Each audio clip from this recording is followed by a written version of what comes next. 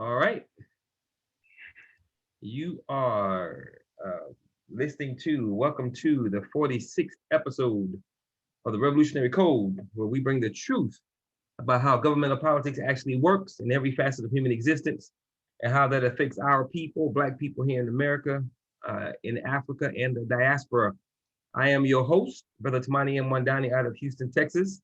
I am the direct revolutionary product of one Cardinal and Bayou Chewy, of the Shrines of the Black Madonna, and the indirect revolutionary product of one Albert B. Clegg, African name Jeramogi Bebe Ashiman, the father of liberation theology and the founder of the Shrines of the Black Madonna.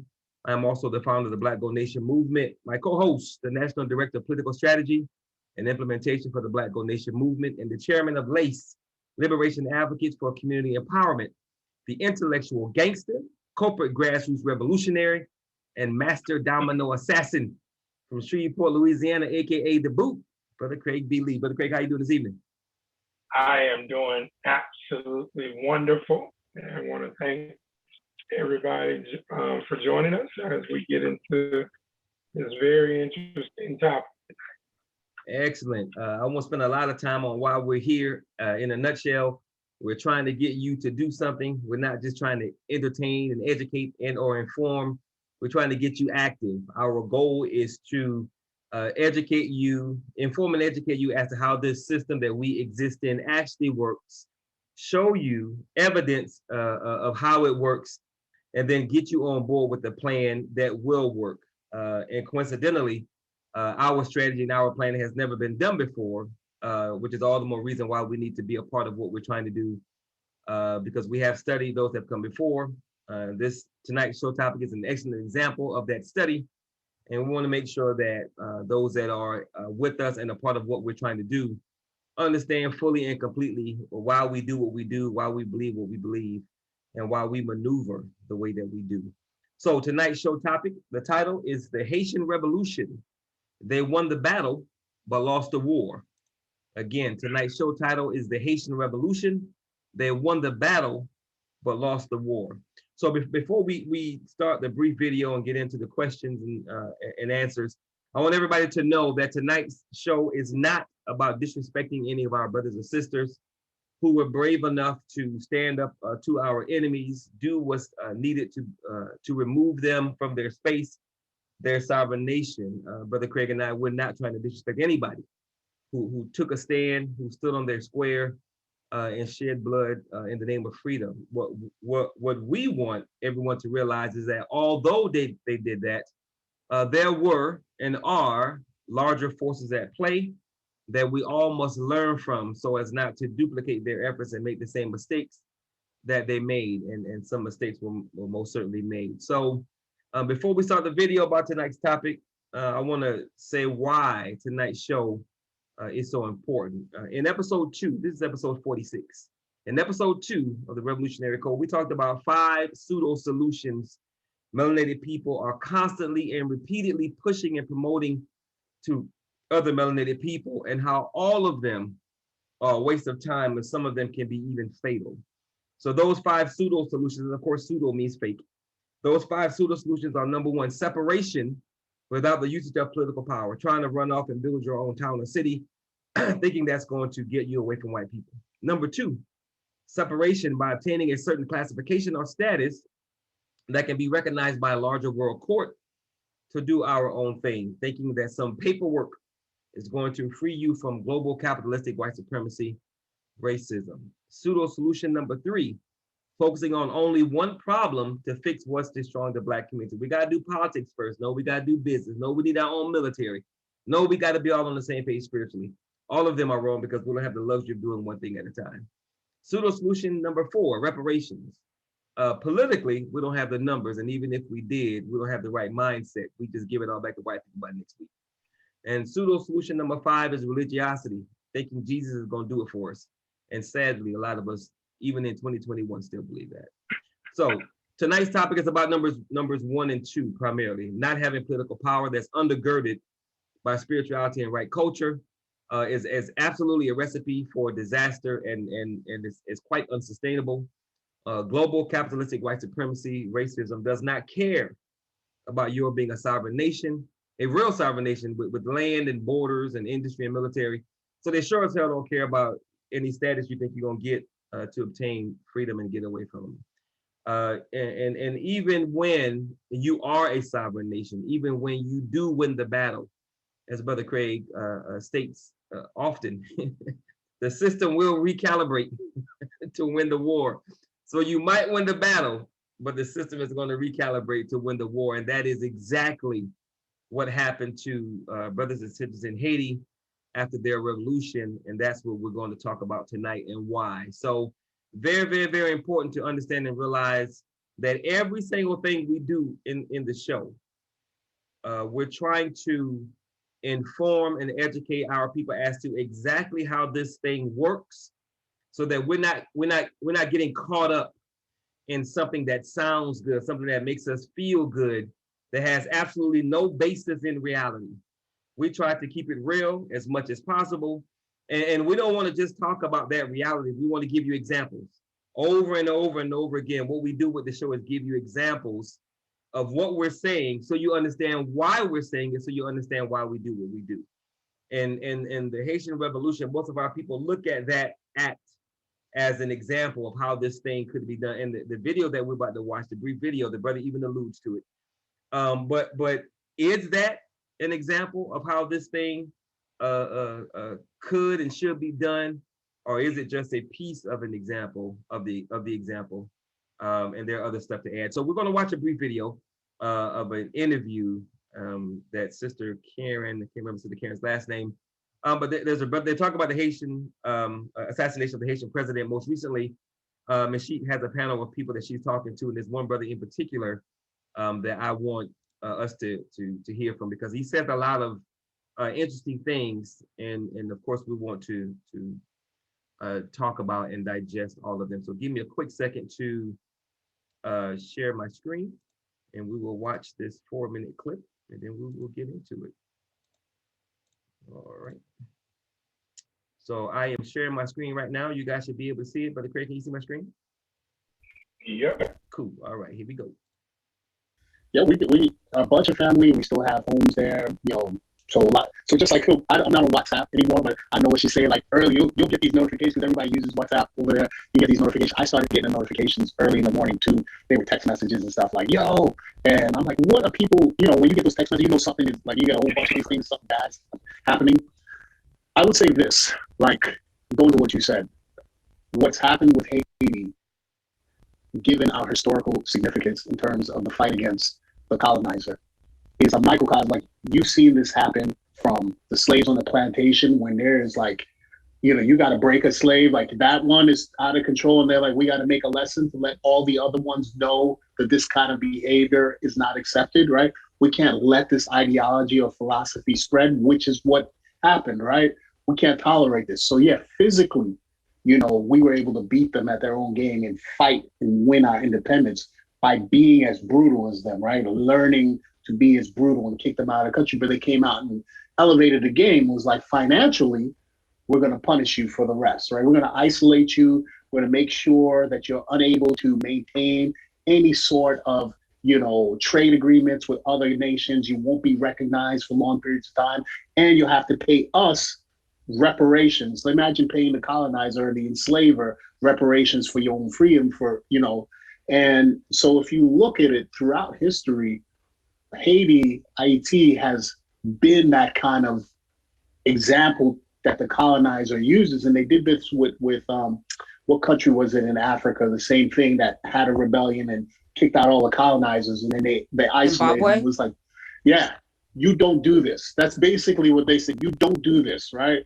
You guys, this whole thing that you're gonna, determine your own role in life, your own plot, your own way, that's not gonna happen.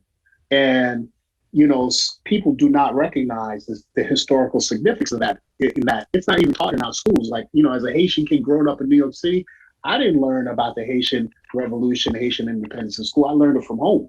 And I know a lot of people who are like, what? This happened? Like, yeah, homeboy, that happened. Like, we did that thing, right? Like, there's another way to go about this. And, to think that they've always meddled in our affairs, in our governmental affairs, they've always been behind. So, you know, this assassination, although, you know, there was this kind of overarching sentiment that, you know, President Moise was unpopular, right?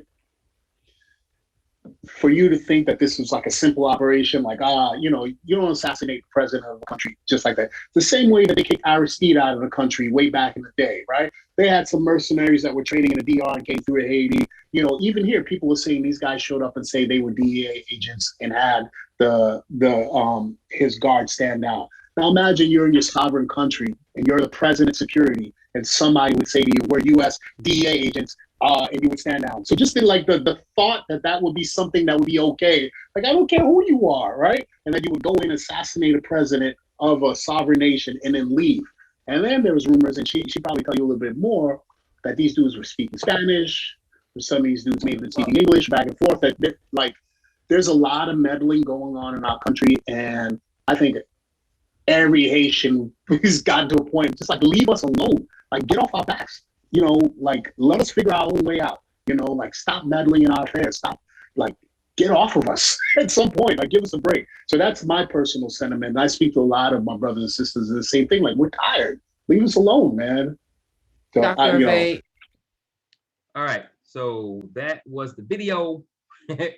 And the brother says, he says a lot of things that are quite interesting. And of course we want to talk about it. Let me pause this video. Okay, cool. All right, so let's all right, so the first question is like he says close to the end, why don't you just get off our backs, leave us alone? Question number one, Brother Craig, what key point, what is the key point that the brother is missing from his statements? And this kind of encapsulates everything. What is that one key point that he's missing? And I see you smiling because I was smiling the same way as I was listening to it. But it's all interesting. So what is that one key point starting off? Well, I mean, the number one thing is the lack of power. Yes, sir. As Dr. Wade Nova says, power is the ability to define reality and have others respond to your definition as if it were their own. So he throws out the term sovereign nation, which Haiti has never been sovereign. They've had the perception of sovereignty just for, you know, less than 2 decades, once they, you know, won the battle that we'll talk about with Napoleon's forces in 1803. And for 2 decades, they maneuvered, but in 1825, they had started paying the reparations to France. So if you're not sovereign, you don't have power, and you're in a perpetual war. So you're never going to be left alone. That's just not how this game works. So if you have resources, natural resources, and when you do a little study on Haiti, which was Saint Domingo, or Saint Dominique, I should say, initially, when you do the research on Saint Dominique, aka Haiti, after they gained their recognized independence, Haiti was France's wealthiest territory or colony overseas. So you're never going to be left alone. and that's just the reality. So his premise, you know, doesn't deal with the fact that they don't have power, they don't have sovereignty, and he doesn't understand the perpetual nature of the philosophy system in the game of capitalistic white supremacy, racism, because the architects and the engineers are not going to leave it alone. Excellent, excellent. So the Haitians fought back and kicked the French out of the country. But the French, they reassessed the situation. And what did they do? Like you said, they came back. What did they do when they came back after they recalibrated? They got their other gang members. They got their other gang members, and they came back in full force with the ships.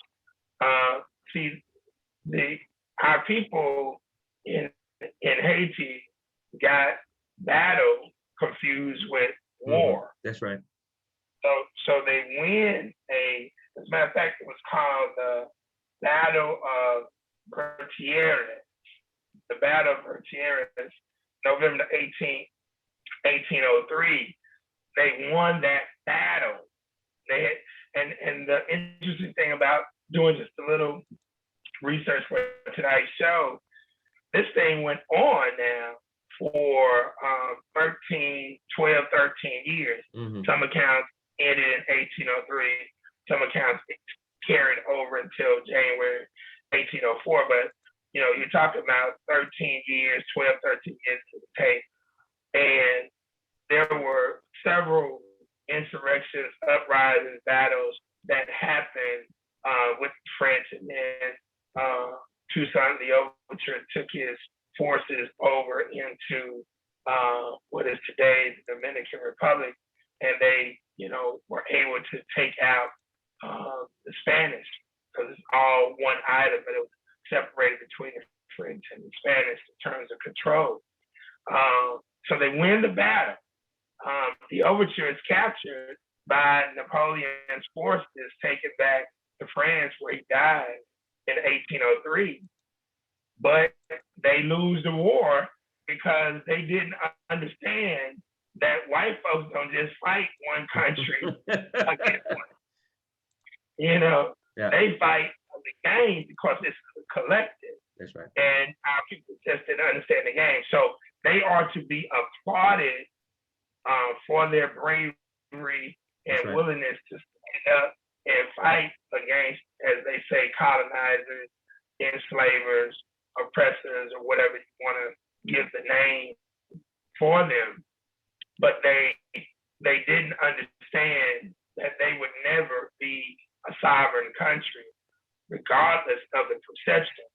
So once they started to clock in the reparations, which is crazy to even call it that term, but the way that the French were looking at, like, God damn it, y'all calling us money of our lost revenues by y'all ass talking about you free. So y'all got to pay us for losing our slave wages. So if you got to pay us for losing the slave wages, that means your ass still a goddamn slave.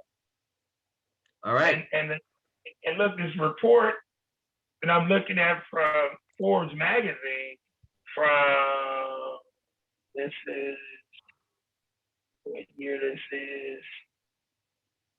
Oh yeah, it's from 2017, December 6th. The article says in 1825, and they have to be talking about the equivalent of today's money, but in 1825, Haiti paid France $21 billion to preserve independence.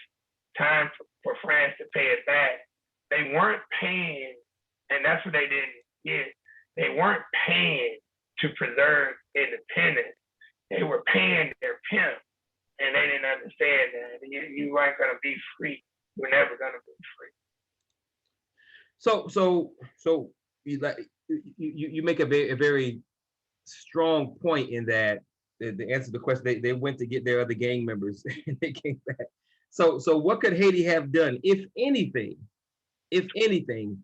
to ensure that the French weren't able to recalibrate and create or enact trade embargoes, not allowing them to be recognized as a nation, forcing them to pay reparations? Could they have done anything given the fact that they were no, small island? No, they couldn't have done anything. I mean, because again, when you analyze history, you have modern day history to show you what happened with Cuba, with Libya, modern day situations where the gang members come together and then they put embargoes on you and they force other countries to not deal with you at all. Yep. And so now their whole thing is to turn your people, your so-called citizens, against you.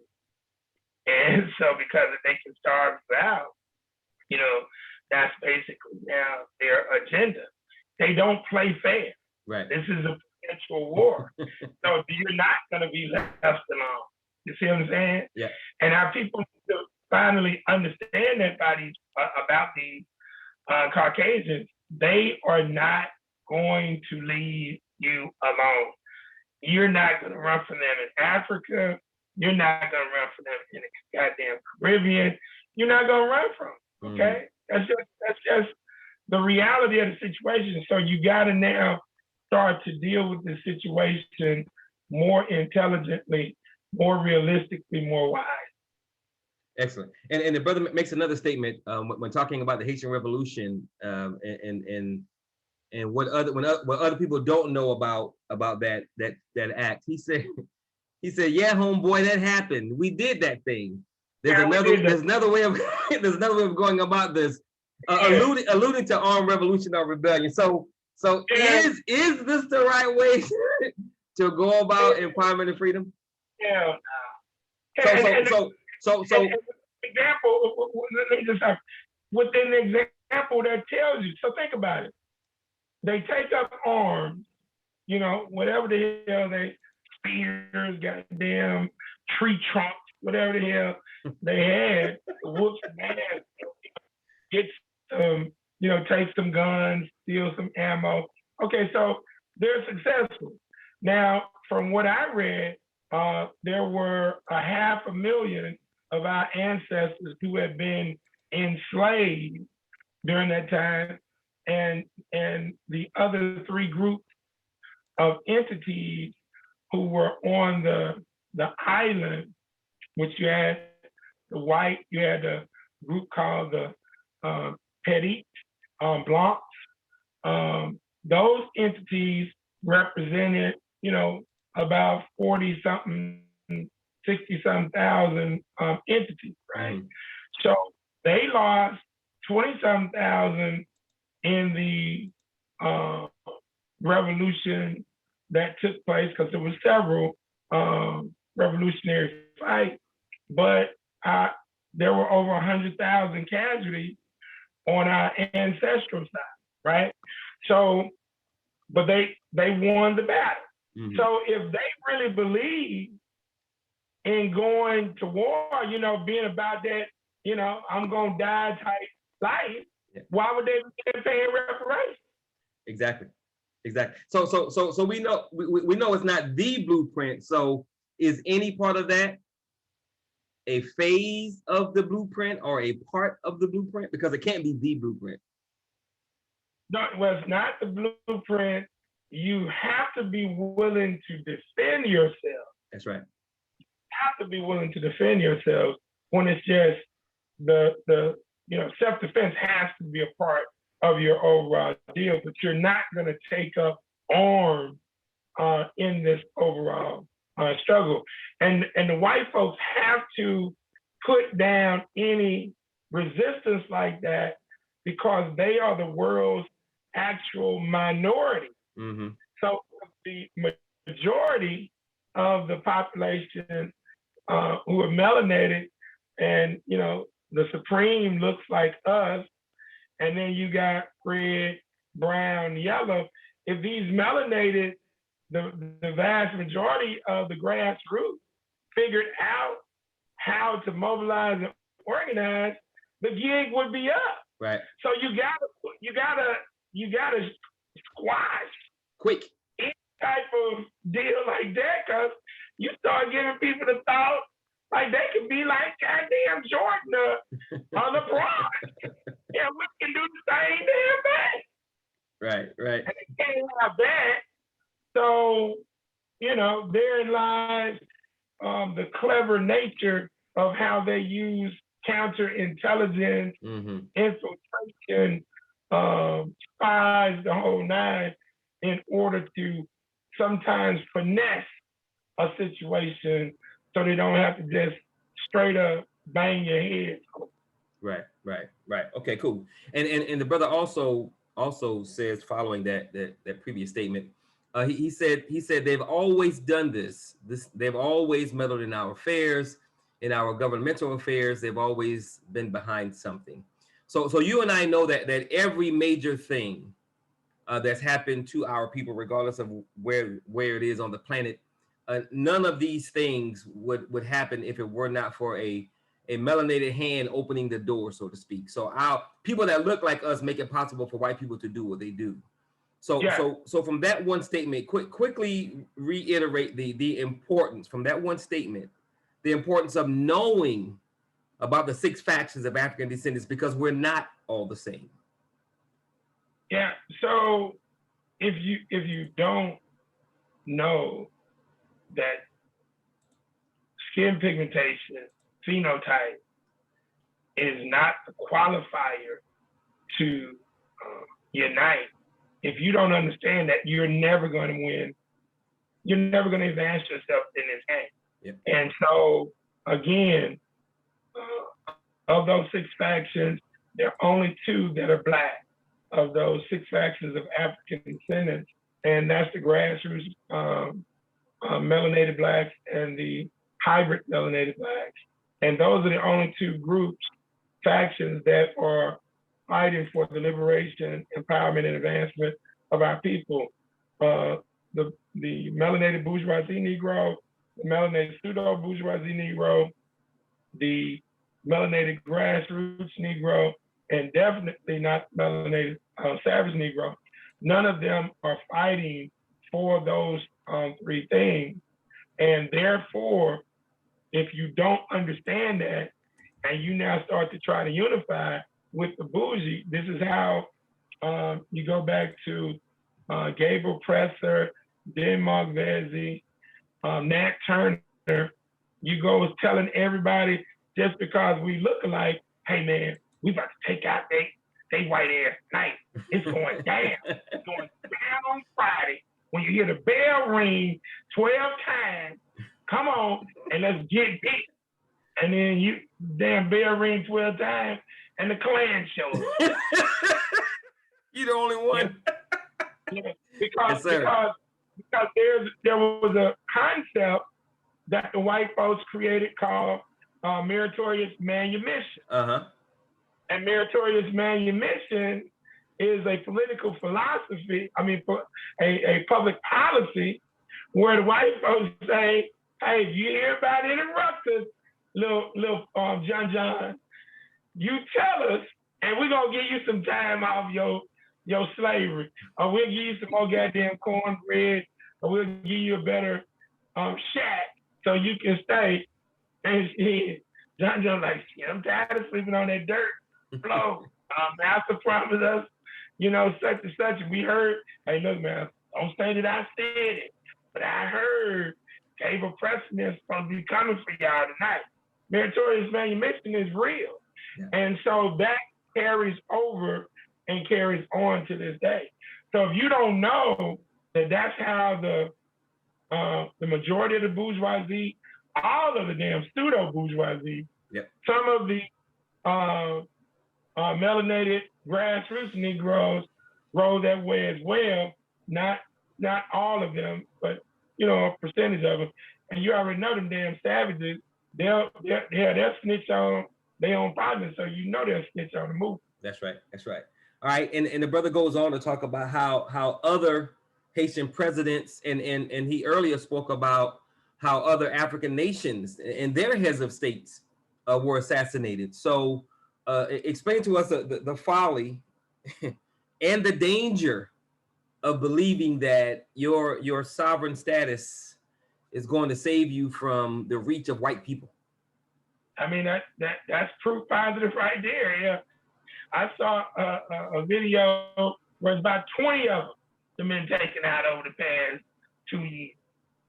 Okay, and it's just, again, if you're dealing with this based on truth, reality, history, fact, critical thinking, and logic, you would know that you're not going to escape.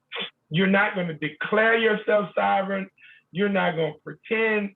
You can only do that on YouTube, and they only allow you to do it because they want to know who's stupid enough to make these proclamations. which reminds me of this one female. I forgot. It was something that went down, and some cops had killed a brother, and his sister had gotten on YouTube, and she was like, "God damn it, let's take them all out. God damn, let's bust a cap and all they goddamn man." And about 2 days later, they came knocking. Arrested her ass, and I'll never forget, she was in court in Georgia crying, and then she was like, "I was just playing, and it wasn't real." Wow. There are a lot of people to say this foolishness on Facebook, and what's so sad, so many of our people are paying these Negroes for sovereignty packages and change the goddamn nationality, and it's difficult, man, dealing with our folks. But they want to figure out some way to escape without smoking crack, without smoking meth. They say we can't deal with reality, so we got to. We don't want to believe in fairy tale Santa Claus no more and Peter Cottontail.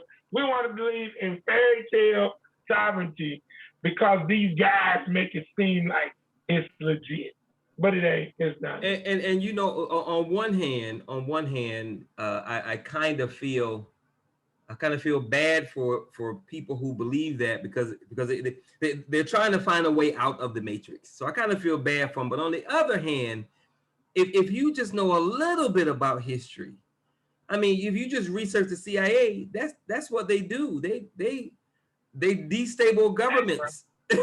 Is what they do. So exactly. If they go to another country, like you said about Saddam Hussein, a country that has borders, they got industry, they got military, and they take out their heads of state, and they're sovereign for real. Come on. What makes you think? So it's like, on one hand, I feel bad for them because they're trying to find a way out, but on the other hand, I'm thinking if you do a little research, you should know that ain't gonna work. Yeah. But Yeah. like you said, we get caught up. Okay, so.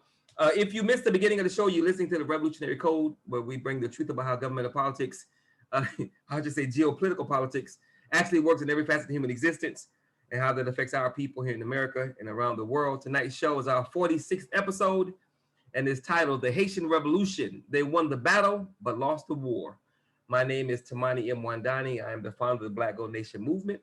And my co-host is Brother Craig B. Lee, the National Director of the Political Strategy and Implementation Department for the Black Gold Nation. So lastly, in his closing statements, the brother says, every Haitian has gotten to a point of saying, leave us alone, get off our backs, stop meddling in our affairs, we're tired, leave us alone.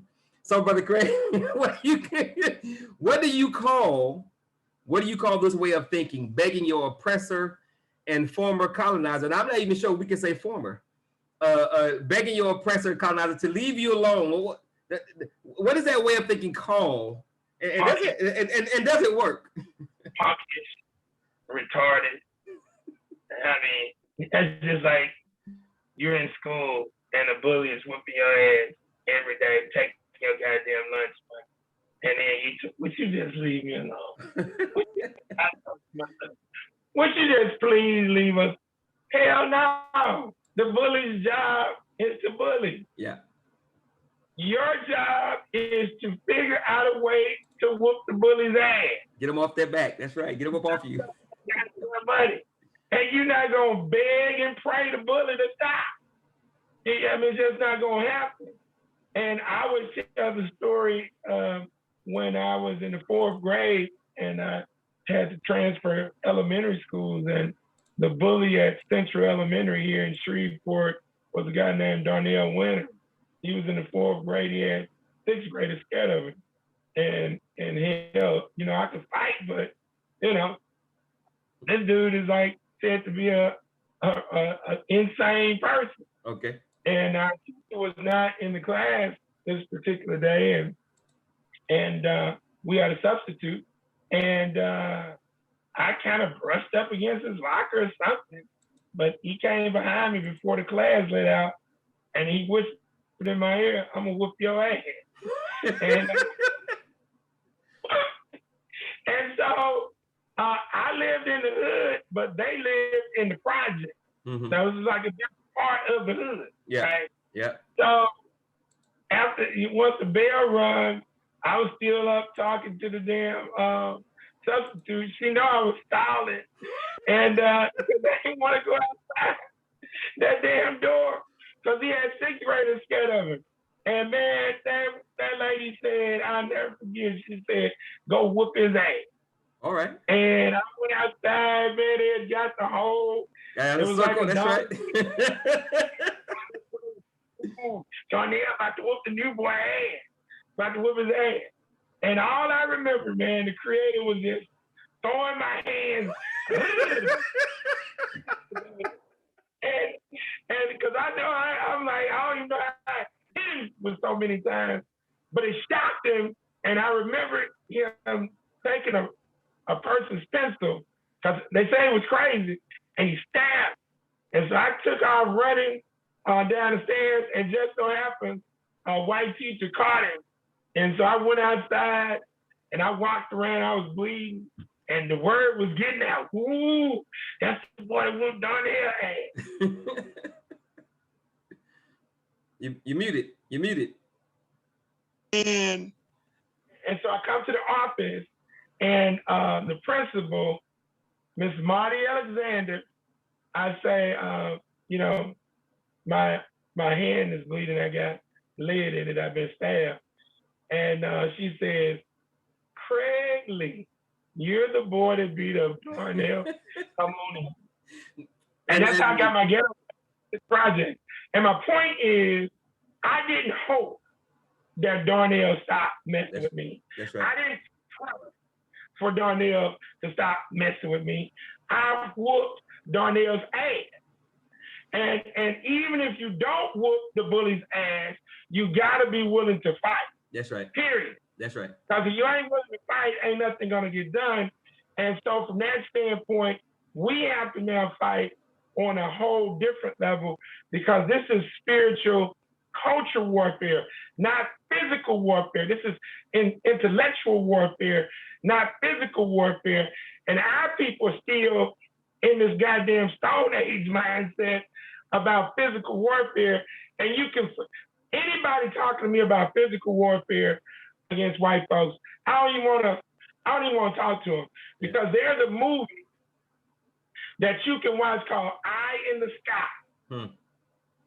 And these white folks show you they can take your ass out 100 miles away with a goddamn drone that they fly from Nevada all the way to the Middle East, shoot your goddamn ass with a spotter on the ground with a damn another drone that look like a bumblebee or a wasp, but it's a damn drone. Amazing. To make sure that your ass is where you're supposed to be, put the spot on your ass, and then have the big drone hit your ass, and they can assess the casualties of how many people gonna die within that goddamn race. That's right. And you are about, oh, I got a gun, and you ain't even got no damn ammo.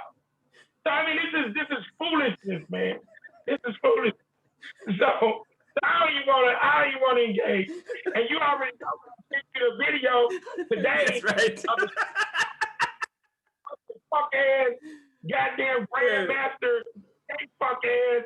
Now that he is no longer rolling as a pseudo military Negro agent for the white folks, he now what?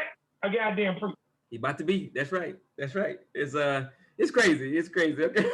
All right. So from the brother's statement, begging others to leave them alone and let them be. From last week's show, from the brother's statement and from last week's show, has Haiti become an island or nation of activists as opposed to advocates? Oh, without a doubt. Yeah. They're not advocates by no stretch of imagination. They're just responding to what the hell is going on. Right. They're not forward thinking at all. They got to now take up the mantle that Toussaint L'Ouverture took up. And what's so interesting, one of my now ancestors, but former elders here in town, Dr. Jean-Jacques Brière, was from Haiti, and he came to Shreveport in 1952, and he was an OBGYN. And he took a liking to me, and we're from different sides of the track. He's one of these middle class Negroes, noble Negroes out of Haiti, and I'm from the grassroots. But because his daughters live in New Orleans, and New Orleans is so much like Haiti, he always caught a ride with me to New Orleans. But then he started trying to direct me as to how I needed to proceed with my political affairs in the city of Shreveport from a grassroots standpoint. And I had to put it in check one day, this 3 years before he died. And I said, Doc, let me tell you something right now, brother. You and I are from two different sides of the goddamn track. I say, you do the bourgeoisie thing, I'm from the streets, I'm from the hood. So we got different perspectives. So don't try to school me on what I should and should not do when it comes to these punk ass Negroes in the city of Shreveport, when I have to sometimes put a foot in their ass. But that was one of those things where Dr. Brière and I, though we traveled together to New Orleans many times, we were not on the same page. Right. And he was clearly a bourgeoisie, melanated bourgeoisie Negro. Okay, cool. So we've talked about the kind of mindset that begs one's oppressor or colonizer for freedom. Please leave us alone, get off our backs, blah, blah. We talked about that kind of mindset. So conversely, let's talk about the other side of the mindset. What kind of mindset thinks or believes, because we know they believe it, what kind of mindset thinks or believes that it is okay to not leave Haiti alone? It is okay to not meddle in their affairs. It is okay to not assassinate their leaders. It is okay to not allow them to be free. What kind of mindset thinks that way, that it's okay for us to do whatever we want to do to you because we can? Those are gangsters. Those are the architects, the engineers of the philosophy system in the game. Yeah. I was met years ago, Sister Kameko, and she would always say, well, Craig, but why the white folks, why they do this? And every goddamn time I tell them the same answer, because they can. Probably after about 100 times of her asking, she saw the look on my goddamn face. I wanted to just stab her ass with a butter knife. And she said, oh, that's right. Because they can. Right. Stop asking a stupid ass question. Understand, a bully ain't got to have no reason to mess with you. Right. He does because he can. And that's the reason, because he can. Goddamn reason. And that's why he doesn't bully everybody. He only bully those that he know ain't gonna fight back. Without a doubt. Right. And so they have to now learn how to fight back in a different way. But it ain't gonna be what old boy was talking. And it's so funny you referenced that, because I wrote that down. Yeah, homeboy, we did that thing. Yeah. There's a different way. Yeah, he said it with pride. He said it with pride too. Yeah. What way are you talking about? Right. Because you read something that I ain't read. And I get it. But what the Negro don't understand, Haiti is purposely being kept in a state of permanent oppression because of the success of Toussaint Louverture and that revolution. So if they can't shift gears and get in the ball game, I mean, shit, ain't nothing new gonna happen if you don't change up. Yeah, perpetual servitude. So why is it significant and or important that we fully understand and realize that this mentality exists? Why is it so important that we know this? In terms of the architects and the engineers' mind? Yes, sir. because it really allows you to effectively plan. Mm-hmm. And it takes you out of idealism and romanticism, and it allows you to effectively deal with what can and cannot happen. See, here's the thing that I've learned about the Negro in doing all this research over the past 26 years and leaving corporate America. The Negro is so one-dimensional in their indoctrinated mindset that they believe that if you deal with reality, like you concede the fact that you're not going to be able to battle this bloodthirsty vampire werewolf ass psychopath Yeah. cracker who loves to goddamn kill. Like if you deal with that reality and say, okay, we can't go at it that way. We got to look at it from a different angle. When you concede that, in the Negro mind, they look at that as weak, and you are selling out. You are no fool. Yeah. You're recognizing reality so that you can now effectively come up with a game plan that plays to your strength. Right. Nobody fights a goddamn battle or a war based on their goddamn weaknesses. You fight the damn war based on your goddamn strength. Right. The Negro wants to fight wars based on weaknesses. That's why we always goddamn lose. Mm-hmm. Okay, we go back to the interview I did with Judge Joe Brown the other month. Yeah. Myself and my good partner, Dr. Carl Mack, and I had to get Ron his punk ass because he made so many stupid statements that there shouldn't be as many African descendants in America now, and it shows that the majority of our people are punks because we weren't willing to die. So man, I said, well, why is your punk ass still alive? Mm. What you mean? I say, well, Negro, you talk all that foolishness. That's right. That you were rolling with Bunchy Carter and John Huggins with the Black Panther Party in LA. Yeah, they had a goddamn shootout with Melania Karenga's group. Mm-hmm. Why you still alive? Yeah. And then Geronimo Pratt them had a shootout with the police. Why your punk ass didn't join in? What'd he say? Why you ain't go? He couldn't say a goddamn thing. He couldn't say because he wasn't expecting that. Right. See, you're not going to come at me with dumbass rhetoric that makes no sense just because you're a judge and you were on a TV show. That's because right. what you're saying is stupid. And so now when I flipped it on him, well, you had your chance to die. Right. Because he had issues with Fred Hampton. He don't like the fact that Fred Hampton got so much press versus Bunchy Carter and John Huggins, because that was the group that he was connected with. Okay. And it's like, you had your chance to die. Why you still alive? That's right.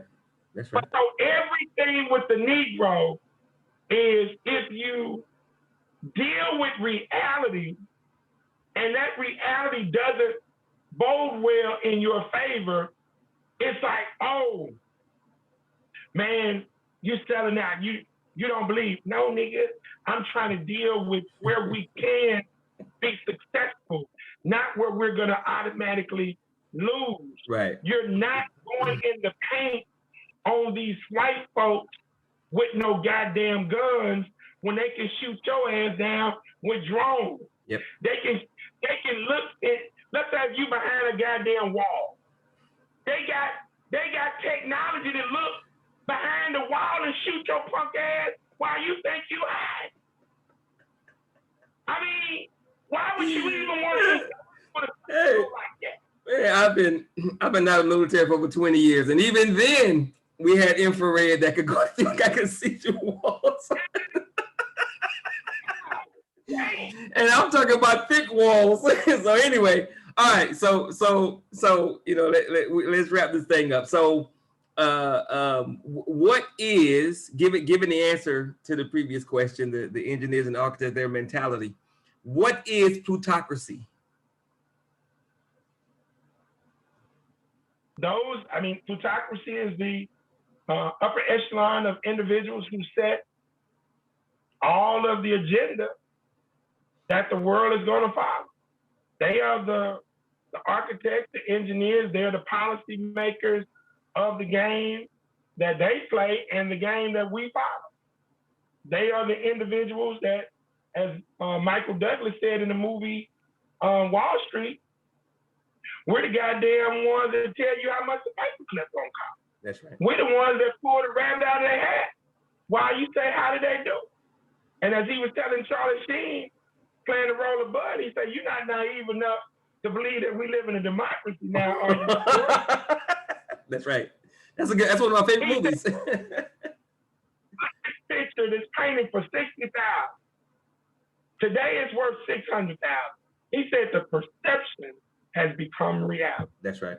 So the plutocracy, those entities who come up with the philosophy of the upper echelon running the whole game, those individuals are the ones that basically destabilize everything, keep up chaos, controversy, and all of this is done through ideas. Yeah. Because all cryptocurrency is an idea. That's right. All traditional currency is an idea. All gold and silver are, in terms of making it currency, ideas. Okay? Because you can make a pecan if you want to. You can say a goddamn pecan is currency. Mm-hmm. Yeah. Yeah. As Brother Harlan always says, all you need is people to do what? Formulate what? Consensus. That's right. That's right. So our that can happen. Say it again. And you put a game plan together to maneuver that currency, and then it can happen. Right. So are plutocrats running Haiti or determining Haiti's destiny? Absolutely. Hell yeah. I mean, they ain't running this shit. That's right. That's right. They had a little bit over 2 decades of so-called independence, and they were struggling then just to try to figure out, what to do. Mm-hmm. And 25 years, a few years after that, they had to start paying a tax, because that's what it is. It ain't a goddamn reparation. It's goddamn tax. Yeah, and that was lived on the people. And there was a tax for what exactly? For having a goddamn unmitigated gall to say you want to be free. Yeah. Yeah. How dare you say you want to be free and kill up our good white folks? We gonna put okay, you want to be free, goddamn, we're gonna put a freedom tax. That's really what it should be called, a freedom tax. Yeah. Or a liberation tax. Yeah. Which now puts you what? Back in servitude. Right. Back in slavery, which means you're not free. Yeah. Which means you're not free. Despite what you say about being sovereign. Okay. So with everything that we've discussed this evening, was the Haitian Revolution a success?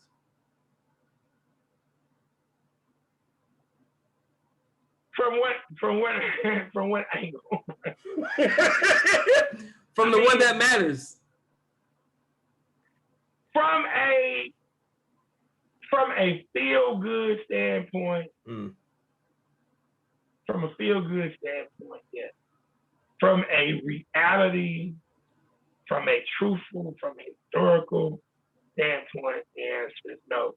And the proof is in the pudding. Yeah. Because nothing has happened since that time. Yeah. I mean, not a goddamn thing.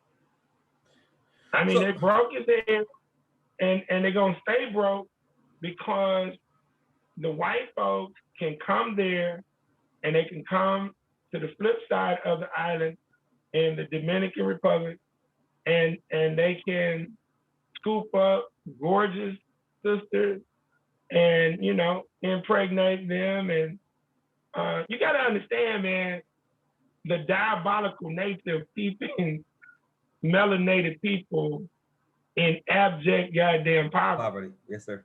You got a lot of attractive females. And then you got males who can be coerced into homosexuality, or you got males who can be the sex slaves of rich white females who want to get their little orgasmic plaything going on. So you keep all of these melanated country in major servitude so that now they can go play. You know, hey, we're going to, you know, the DR, we're going to Haiti, and you know, one of the number one industries over there is prostitution. That's right. That's right. You know, and with gorgeous sisters who have been, you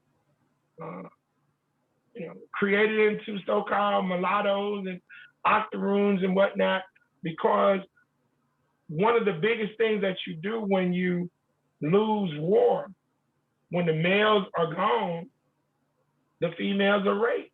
That's right. They are taken. Religiously. That's what happens. Yep. And that's what's so crazy about the Negroes and this feminism.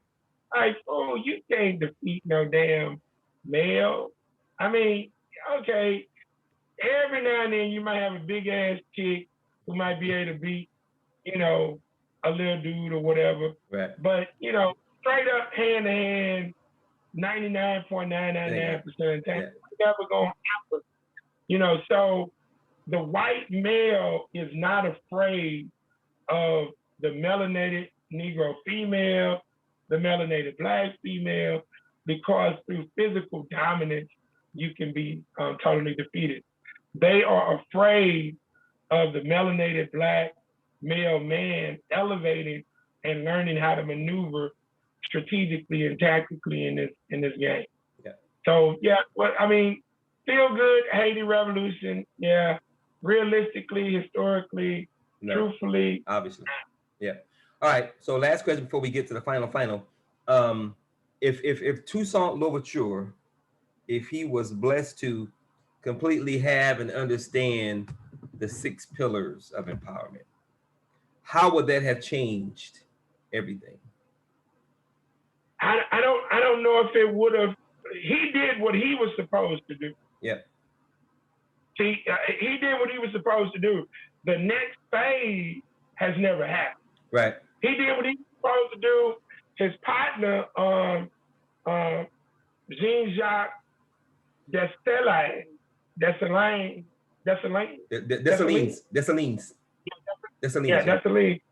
He was the one that, you know, did the big battle, because Toussaint had been captured by that time. Yeah. And so his general is the one that saw that through. So they did their part. That's phase one. Yeah.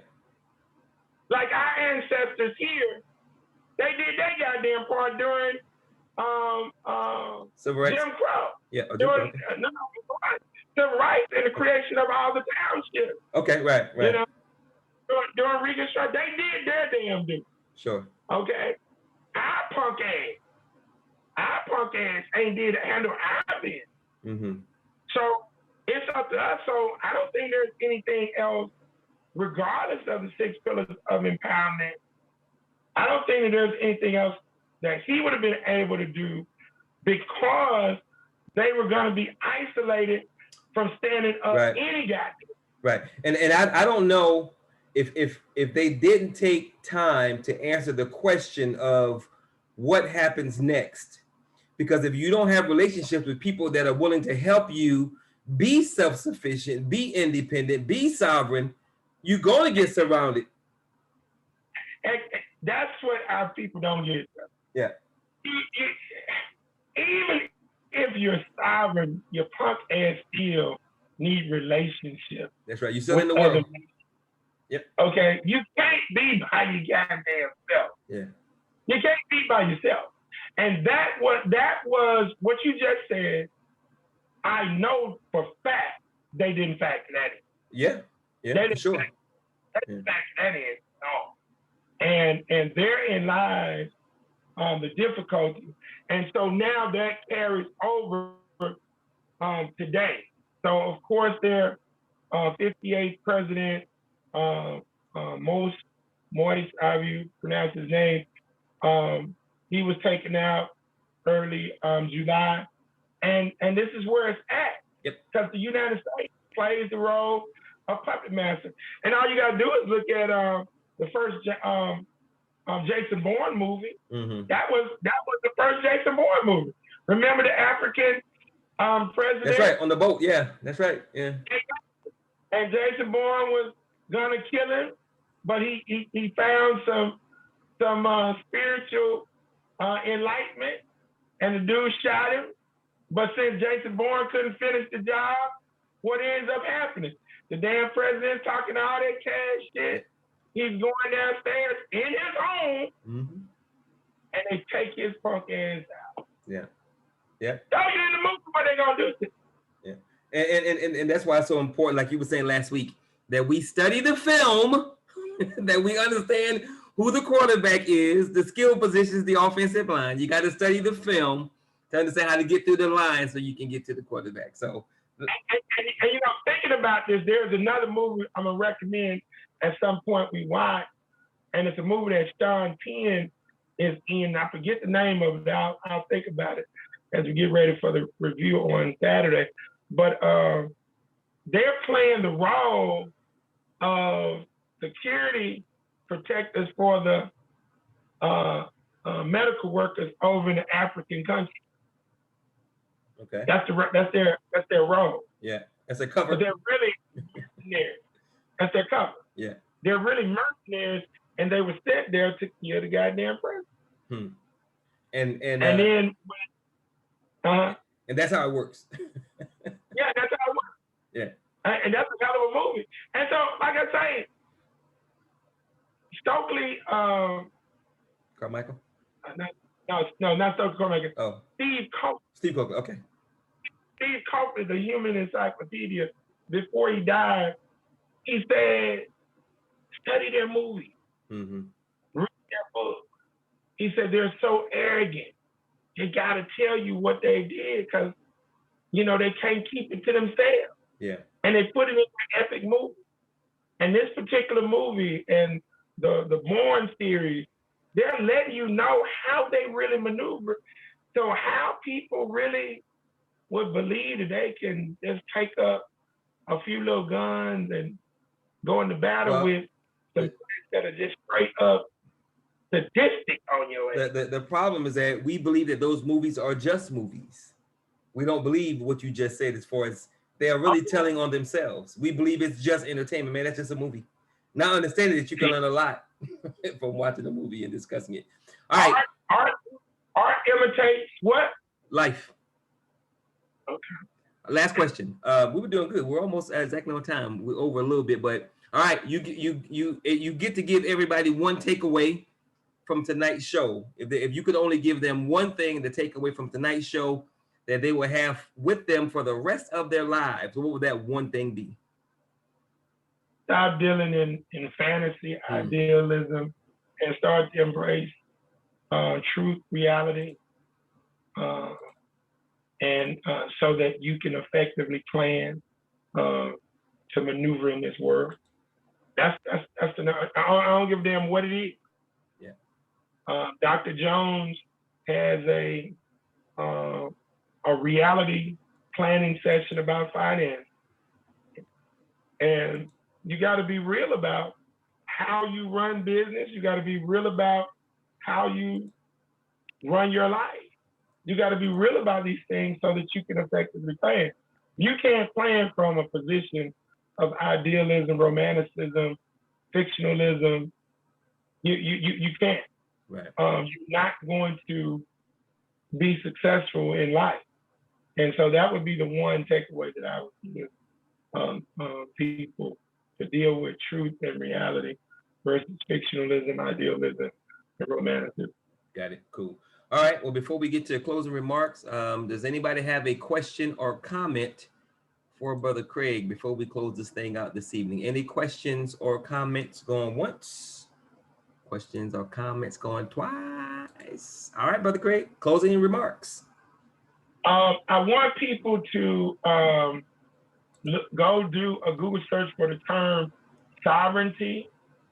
I want you to look up the definition, and then I want you to go into the Wikipedia and look at how Wikipedia breaks down the term sovereignty. I want everybody to do some study on Haiti and the subject matter that we discussed tonight, so that You'll get a perspective. And again, there are numerous movies that you can watch. All of the Bourne series, but especially the first one, if you want to get a taste of what happened early July, look at the first Jason Bourne movie, the Bourne Identity, and you'll see the African president getting taken out there. Look at the rest of them, but that one specifically, look at the movie Eye in the Sky. That will give you an overall perspective as well as to how they can use technology and you don't even see them and take you out. And again, start to really study these things. And when you don't understand a word, you don't know what the word means from a Eurocentric standpoint, research the word. And as you do more exploration of the term, you'll start to learn that the term may even have a more expansive definition. So that's what I would recommend from tonight. But yeah, study about Haiti currently, the assassination of President Mos, and these terms. And I'll also add, as it relates to the movie, the Born Identity, the first one, and how the world really works. In any head of state who is on a boat in a vehicle, that thing that they are on is sovereign property of their country. So the fact that they will assassinate you no matter where you are means that they don't give a damn about your sovereignty at all, at all. And it's very, very, very important. Like I said in the beginning, it's very, very, very important that we understand who and what we're dealing with. Because if you do not understand your enemy, if you do not study your enemy, if you do not understand how he maneuvers, then like Brother Craig said, you're going to repeatedly make the same mistakes and you're going to repeatedly lose. And what we're trying to do in this movement is stop losing. But we can't stop losing if we don't take time to study, watch the film, watch the tape, understand who's on the field, what the positions are, study what's been done, study how they do what they do, because they do talk about it, and then maneuver and learn from that and boogie on from there. So, and that goes to you answering the question that you asked me a few years ago. Why do I say the philosophy, system, and game of capital white supremacy racism? Because it's all connected. Yes, sir.